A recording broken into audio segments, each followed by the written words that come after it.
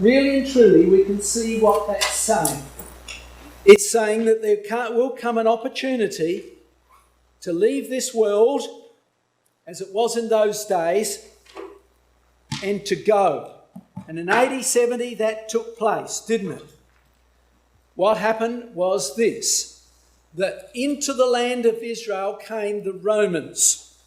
The Romans came down, Vespasian, and led the Roman army against Israel and besieged Jerusalem. I've got a map on the screen, which you can't see, which shows Vespasian's route coming into the land. And a picture of Vespasian over on the left-hand side and the fall of Jerusalem in AD 70. Then Nero, the Caesar, died in Rome. And Vespasian lifted the siege and sailed to Rome. And his son, Titus, took over. And he besieged the city, but the brethren and sisters had an opportunity to get out. Now, what we are seeing today, brethren and sisters, that the time is super short. The days of Christ's return are near at hand, and we expect the Lord's return. And we're going to get that opportunity to be taken to Sinai, go and disappear off the scene, so to speak. There's the movement of the Romans into the land of Israel. And of course, there's Vespasian. Vespasian moved down through by that route that we saw, but finally attacked Jerusalem. And of course, as we know, Vespasian then went back to Rome to become the new Caesar. And his son, Titus, took over and besieged the city. An opportunity was given, my dear brethren and sisters, for the brethren to get out, to flee to Pella. And they fled to Pella. And the consequence was, there's one thing. And there was Pella today, as we see it, in the land of Israel. So you can see, brethren and sisters, they escaped. We're going to get that opportunity. The chance is going to come in this crazy world in which we're living to flee to Sinai. And we will, God willing. So, but the day of the Lord will come as a thief in the night, in which the heavens shall pass away with a great noise. And indeed, we're going to see that happen. Now, look what we've just seen in the last week, or just a little over a week. They reset the Doomsday Clock. And look at the heading they put to it. The closest ever to Armageddon. Their terms. And they said now, we're only 60 seconds away from it. They're extremely concerned about nuclear war. So, unprecedented danger, they say, because of what we can see in the Russian-Ukrainian confrontation. The Doomsday Clock has been set, and they said it's coming. Looks like it's inevitable, the difficulties that we're going to see facing this earth. Now, moving quite quickly for a moment, but please, if I'm trying to catch up the time we've wasted. So if I'm going too fast, go like that. I won't feel rude. You're being rude just to slow me down or speed me up, but that's what I'm trying to do. Well, Christ's return is to be at a time of great trouble, brethren and sisters. We know that from quotes like Daniel 12. There shall be a time of trouble such as never was.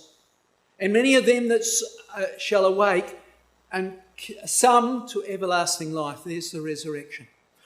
Or as the Lord said in Luke chapter 21, it will be a time of perplexity, no way out. Trouble in the sea and the waves roaring. That's what he told us. Look what we're seeing. London, now it's last year, 2022 now, London received the highest temperatures ever received in London, over 40 degrees centigrade.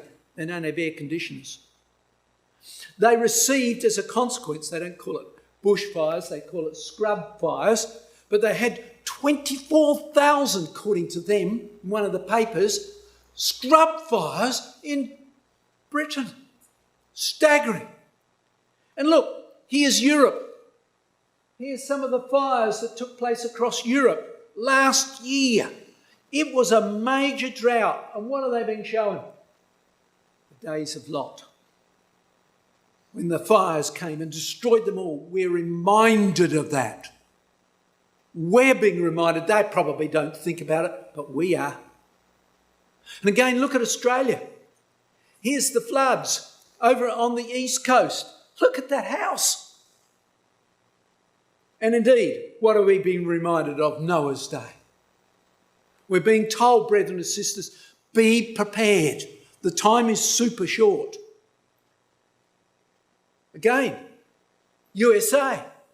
It was so cold in USA at one point, look at the date, only a couple of weeks ago, it was so cold, 80% of USA was below zero.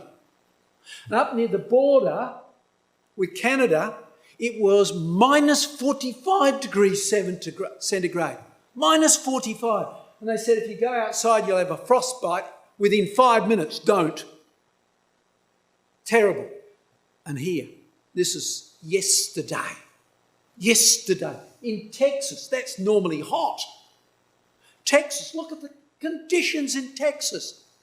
Amazing events. We are being shaken up, brethren and sisters, to say things are moving rapidly. Again, here we are, look at Western Australia. Here we are up in the Kimberley. Look at the water. It's normally a dry region. Not like this.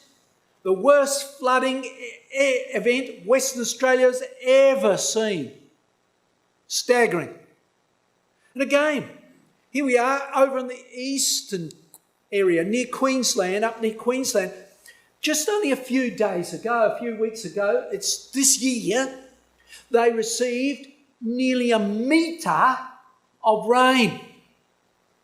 Here's the figures. That area there got a metre of rain in just short of a week. Think of Auckland. You've probably heard of the terrible floods that are happening up there. We are being reminded the time is short. We need our God. As well as that, the world economy faces economic collapse. In Isaiah 24 verse 2, it speaks of the maid and the mistress, the buyer and the seller, the lender, the borrower and the taker of usury being equal, brought down to the same level. So the rich and the poor brought to nothing. Brother Sully, writing on that, says to us, all confidence in the money market is gone. All stocks and shares worthless. No banks. This is going to be a collapse. That's what's going to happen. An economic collapse. And he expects it about the time of Christ's return. We're seeing exciting things. You see, this is what they said. The world is on the edge of a financial crisis. Look at the date. The American debt is 31 trillion. That's nothing, is it? You wait till I show you what that is. Washington is scrambling to avoid a financial Armageddon. There's the term again. Staggering what we're seeing. And here we can see what they are saying. First of all, the US government hit the borrowing limit. We can't borrow anymore. We've gone to 31.4 trillion. What's a trillion? Well, if you laid dollar notes out between here, it would almost reach the sun. Lay it out 31 times. 31 times between here and the sun. Just think of it. Staggering figure. And they say we've got to rise the debt by June, the last opportunity. If it's not done by then, the US economy could collapse. If it fails to raise the debt ceiling, it would be an unmitigated disaster, says J.B. Morgan. Unmitigated disaster. They have under June to do so. If not, interest rates will be shocking. 6 million US people will be out of work. The US dollar will collapse. Recession will happen. Stock market collapse. And they reckon about 42 countries, nations will collapse. I do not fully understand it, I might add.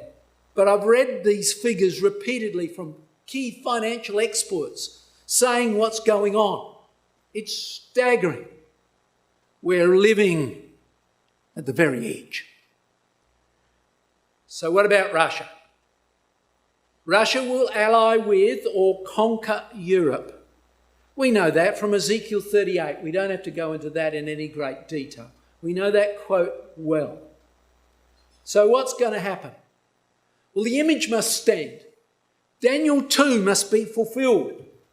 I've not got all of the images, all the empires there, but that covers from Iran right through to the borders of Europe.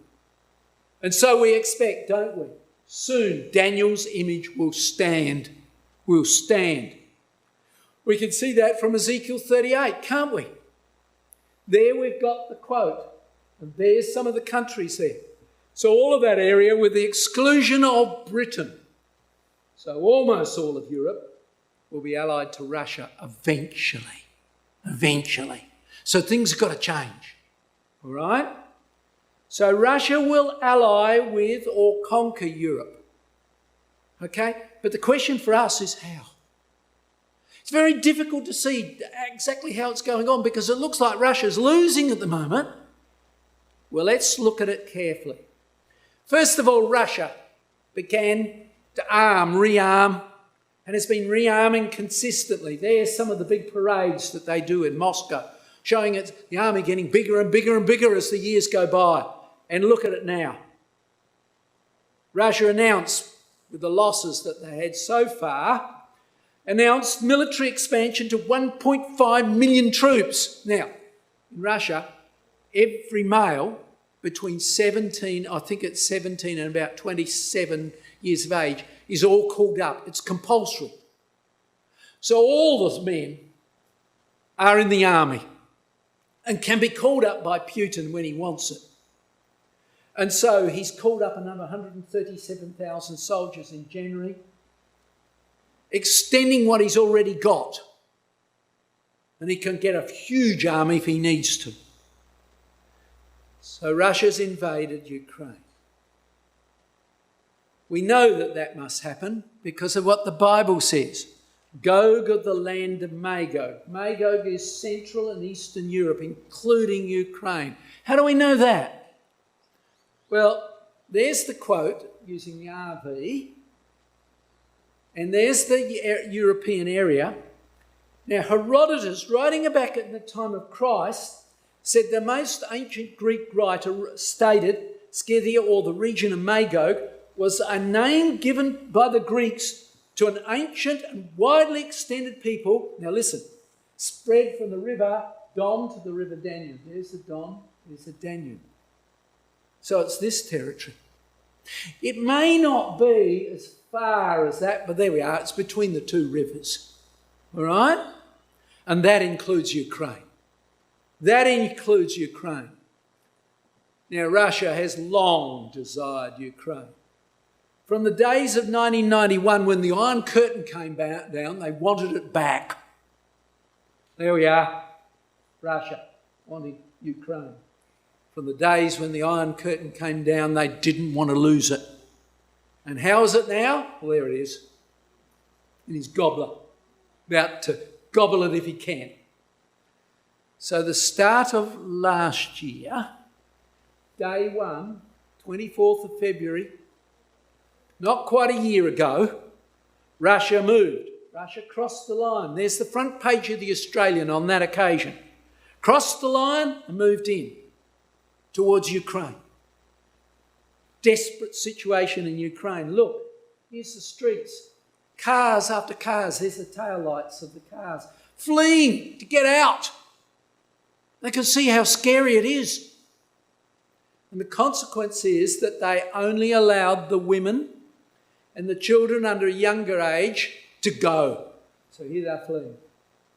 The result is, well, it's bigger than that probably by now, but I couldn't get the latest figures. 7.9 million had gone by October. 7.9 million had fled Ukraine. We're going to see one of the places they go to in the next class, but no matter. Here we can see the queuing up to get out. Look, a queue of 5 to 6 kilometres long. They're trying desperately to get out. Some people haven't got the car, so they paid for a ticket, aircraft ticket, The minimum ticket price was to the nearest country. And they get boarded the plane, huge numbers on board. The plane flew over to the next country, maybe it was Turkey. And they got off the plane and went. Also, so did the pilot. Abandoned the plane. You know what? If they were back in Russia, they'd be made into a fighter pilot. Could lose their life. This is why they're fleeing. They don't want to die. So they're getting out of the country, many of them. So the situation is quite desperate indeed. But Zelensky warns it's not going to stop with Ukraine. He says it's going to go into Europe. And I believe he's right. We think that from Scripture, don't we? And I think he's absolutely right. The whole world is saying that it can happen any day now. In fact, this morning I put it up on the telephone, said World War. And there was a whole lot of articles came up. World War III now. There's about 5 or 10 articles coming up saying that they're expecting that to be the case now. Well, coming back still, as Putin is mobilising, Germany and France don't want to go to war. They don't want involved. Germany is unwilling to send heavy armaments forces. Now look at the date. Subsequently they have, but we'll talk about that in a minute. They're not keen to send them. Similarly, France, they want to negotiate with Putin.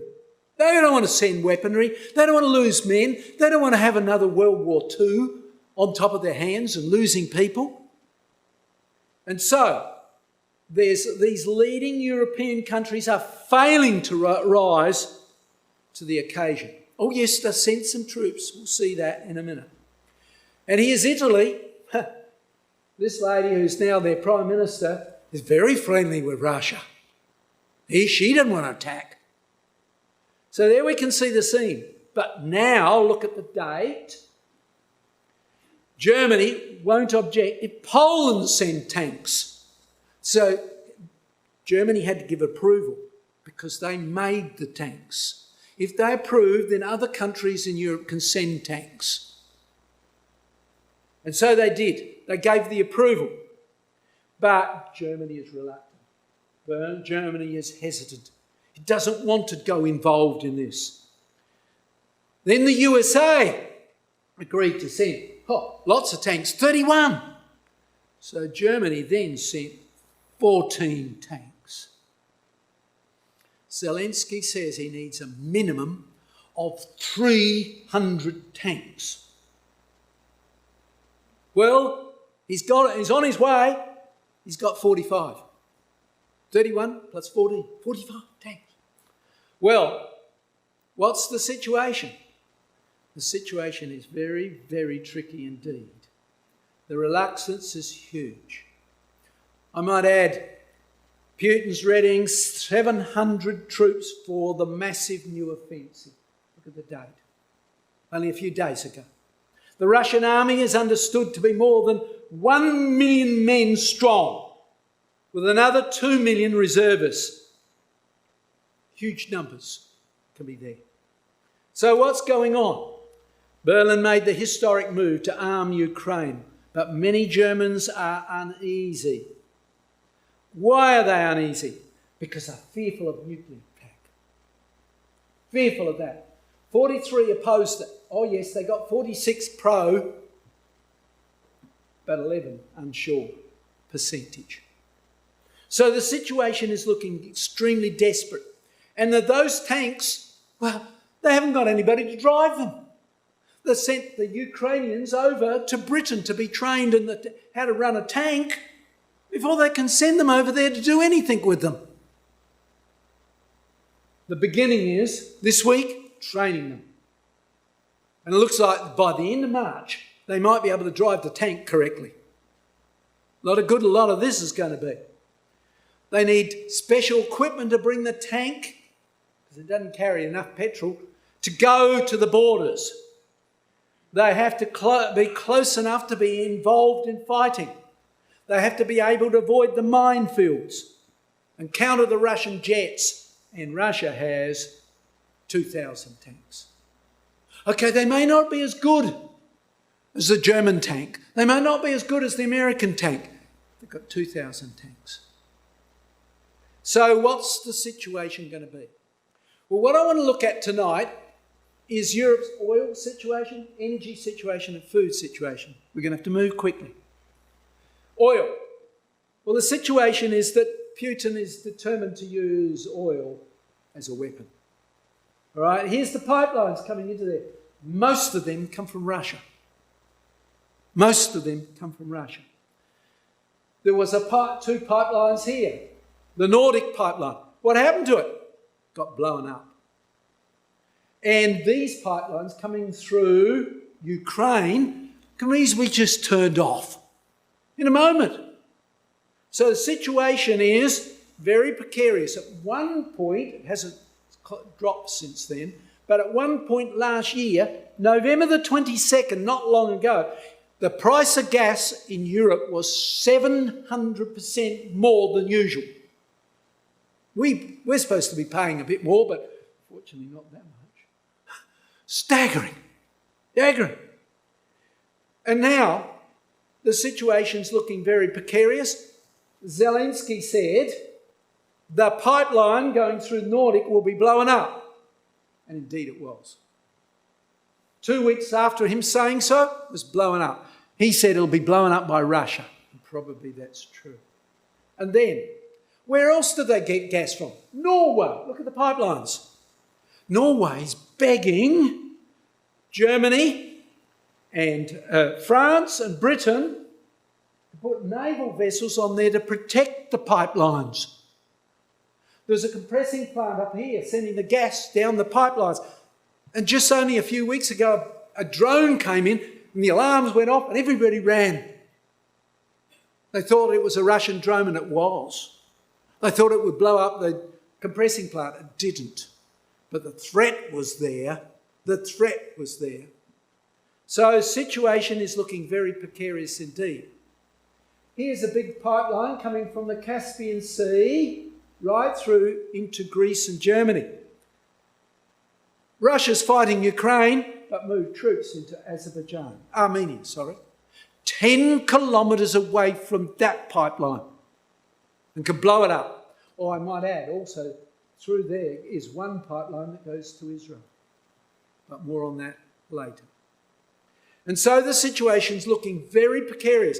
And lastly, the largest field is in Holland. And Holland is determined to shut it down because of seismic effects. Earthquakes are happening as they're bringing the gas out of the field. The ground's collapsing, and they've had 150,000 claims. So they're saying we're going to close it down. Look at the date. They're determined. So you can see there's not much left. And here's Ursula von der Leyen. She says Russia will completely cut us off of gas and our industry will collapse. Our industry will collapse. So you see he's got a very powerful weapon in that means. Doesn't need to fight for that. Can easily do so. Now I want to talk about energy or electrical supplies. He is one of the means producing electricity in Ukraine. It's a huge nuclear power station, but it's controlled by Russia. Russia took control of it. Now, look here. There's their biggest hydro scheme. And Russians have been in there and put down along the edge of the hydro scheme underwater remote control explosives. With a press of a button, they can blow it up. They reckon thousands downstream would die from water, and the power plant would be knocked out. A real threat, just like this threat of a nuclear attack. Now, let's come aside from that. Now, for a while, Putin changed the leader in Russia. Wasn't succeeding too well, a military leader. He changed him. Put this man in. Look again at the wording. There his name is. They called him General Armageddon, now in charge of Russia's war. Staggering. What are we being told, brethren and sisters? But look what happened. Within 10 days of him coming into power, he knocked out 100 1,100 mini power stations for towns and cities. These have been built in Ukraine because they don't have power wires like we do, which in the frozen conditions wouldn't work too well. They have little mini power stations built by Russia many years ago, and Russia now blew them up. Blew them up. So they're in a desperate plight. And they didn't stop there. Here's some of those other cities. The heaviest missile attack in the war, and they knocked them out, boom, boom, boom. Look at the date. Power stations gone. Widespread power outages. Moving dramatically that way. Then moving on to some of the key cities. Kyiv. And then Kharkiv without power because they knocked out their big power stations. So here's Ukraine, well, months ago, not now, months ago. Can you see Ukraine there? Here we are, I'll help you to see it. It's in the dark. In the dark. They're not getting electricity because of the situation that they're in. Short of oil, short of electricity. But surely we can make a little bit of electricity by getting a bit more gas into the country. Okay, America promised it. Egypt promised it. And here the big LPG containers are coming in, and they've built a couple of stations where they can unload the gas. But the problem is this. They can't ship it into Germany. They haven't got the pipelines, so what they were going to do is send it up by boat, barges and such like. And here's the Rhine. Look at it.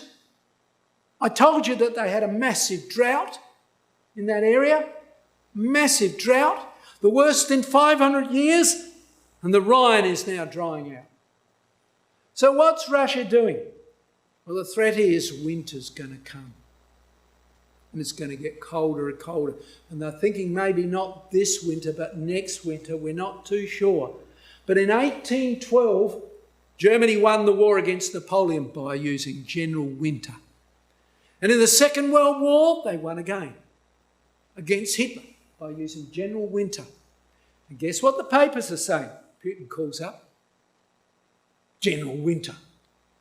The threat is there, my dear brothers and sisters. But now let's look at Europe's food supplies.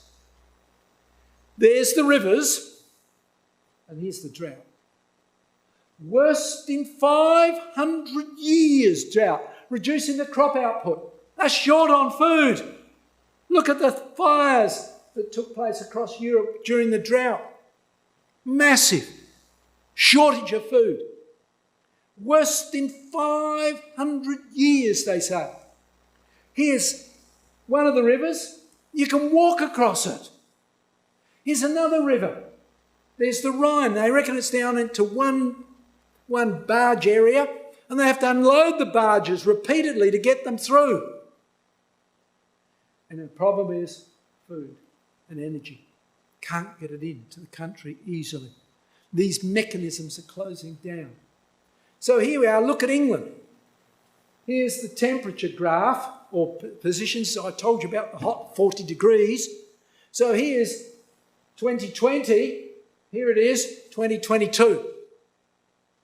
And look, here's part of the Thames higher up. Just dried out.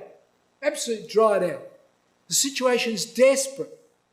And if you're going to put crops in, you need fertiliser. Who produces most of the fertiliser? Putin. In the European area. Putin. Well, I'm going like steam. You can slow me down if you want me to. But how Russia's war on Ukraine is worsening the global starvation. Again, here's the Thames. Look at it. In London, where there's at least a bit of water coming through. And here's the drought across Europe. Exceptional drought reshapes food, which is what we're looking at now. And, of course, energy supplies across Europe. Now, where do Europe, when things are difficult, where can they get their food from? Oh, what's the major producer of food exporting it? Ukraine and Russia. Ukraine and Russia. Normally, 28% of global exports comes from there. Quarter of the world's supplies. Staggering. 28%, 29% of barley, 15% of maize, 75% of sunflower oil. Consequence? If they cut this off, the areas of Africa particularly are going to be critical. I reckon up to 49 million people are on the edge of starvation now. They won't get it. What about Europe? It's going to be in trouble too. So, what's Russia doing? Already it's cutting the export through here. It did it for a while and opened it up for the moment. It's like a gun to the head of Europe. Toe the line or else we'll close it. And the ships won't even get out with the grain. So the situation is chaotic, to say the least. Well, brethren and sisters, let's move away from Europe for a minute. Let's look at China and Taiwan. The threat now is to attack Taiwan. China is saying that's what it will do, or could do. I think it was the Time magazine that said it was the most dangerous place in the world, this area here. And only just a few weeks ago, 71 planes and 7 ships came to the edge of Taiwan and 71 planes flew over the top. Bombers, fighters from China. A real threat. And so the number is an increasing. Look at it. It's threatening. So what's the story? Well, Biden claims the US will defend Taiwan. But if it does, what will happen in Ukraine? What about Russia? What about Britain? What about Germany? What about France? All of them will be somewhat hemorrhaged. Now, it doesn't have to happen. But Europe will be in trouble anyhow, as I said to you before, because of gas, energy, because of electricity, because of food. It's looking really precarious. But this could divert America from helping them. And so the situation's looking very, very precarious.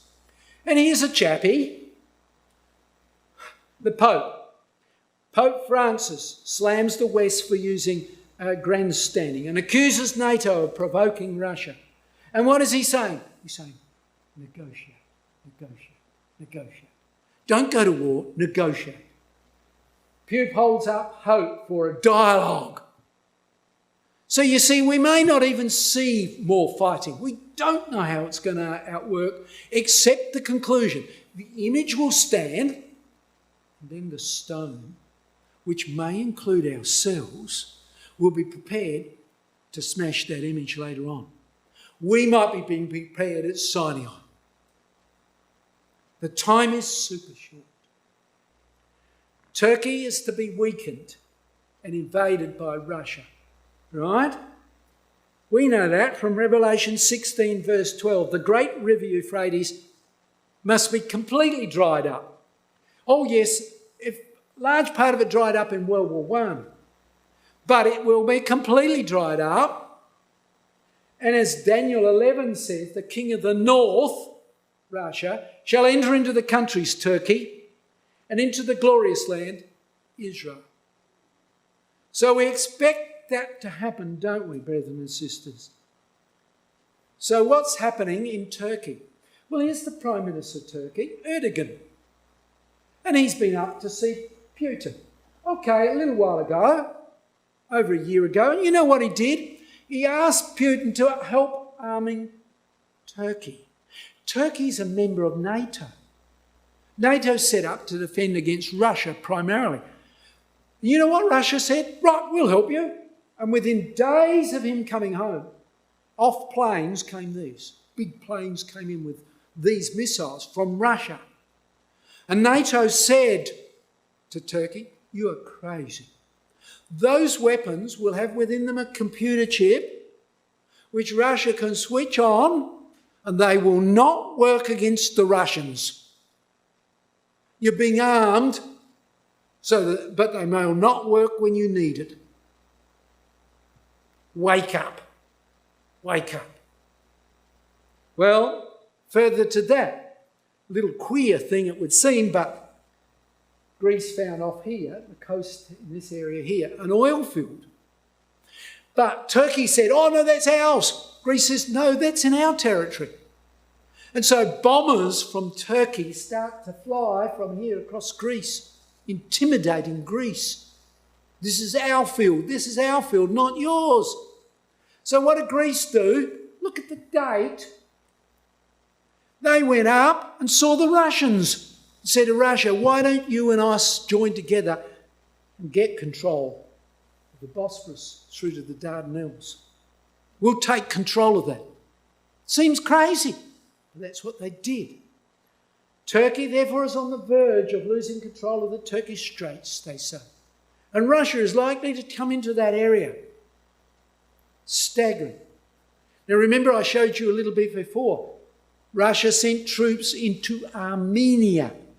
Armenia is at the back blocks of Turkey. They sent them into Armenia only a month or two ago, while the Ukraine fighting's going on. The troops are there at the back block of Turkey. But as well as that, Turkey had some terrorist activity take place. And a bomb blew up in Istanbul. They said, oh, it's the Kurds that did it. The Kurds are those that live in that brown area there. The Kurds did it, they said. So you know what Erdogan did? He turned his back on Russia and did that. Attacked the Kurds, the back blocks of Turkey, and into the area of Syria. So he's looking in the wrong direction. His soldiers are going in the wrong direction.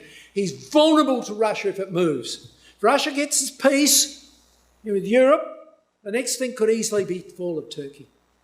And it could happen in a blink. And so the situation's looking very precarious. You've probably seen me use this before. But what do we expect? We expect Russia to take control of Europe by alliance or by occupation. Brother Thomas says by occupation.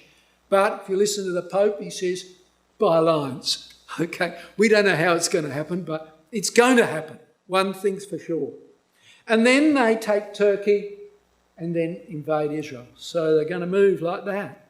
Now, I did this before the battle with Ukraine took place. So there we are. That's what we expect. And Brother Thomas said, the future movements of Russia are notable signs of the time for brethren and sisters, for us. My word, look at it. Look at it. Mentally, keep your bag packed, so to speak, for signing. Be prepared. The days are short. But Russia's already moved into the Middle East. It's already on Israel's border. They moved in 2015. Here we can see some of the ships building up. They came into Latakia and into Tartus. Here's one of the little tiny wharfs they built to take the Russian ships' equipment off, their weaponry and such like. Here's some of the ships, only a few of them, arriving in Syria, off the coast of Syria, the northern part there. What a staggering scene. And so, they are in the Middle East. Here we are, look at the date, 2022. Washington and Moscow have troops on the ground in Syria, backing opposing sides of the war that has ravaged the Middle East. Russia's still there, right in the Middle East. And not only that, they regularly fly planes along the Golan Heights, along with Syria. Bombers are flying along Israel's border. Okay? Now you think about it, brethren and sisters.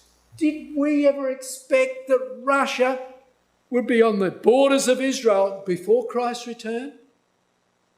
But there they are. There they are. And you know what Mr. Putin said? Putin warned of the Middle East war. Vladimir Putin is set to lead Russians politically for the rest of his life. Look at the date, 2020. And is warning at the same time of a catastrophic Middle East war in the near future. He's expecting or anticipating, I don't know if he's read it, Ezekiel 38, Daniel 11, verse 40 to the end. He's expecting that. And so what he says is this. He shall enter into, what we expect is, Russia shall enter into the Middle East, into the glorious land, and many countries shall be overthrown. Russia will come in. It will take control of that area.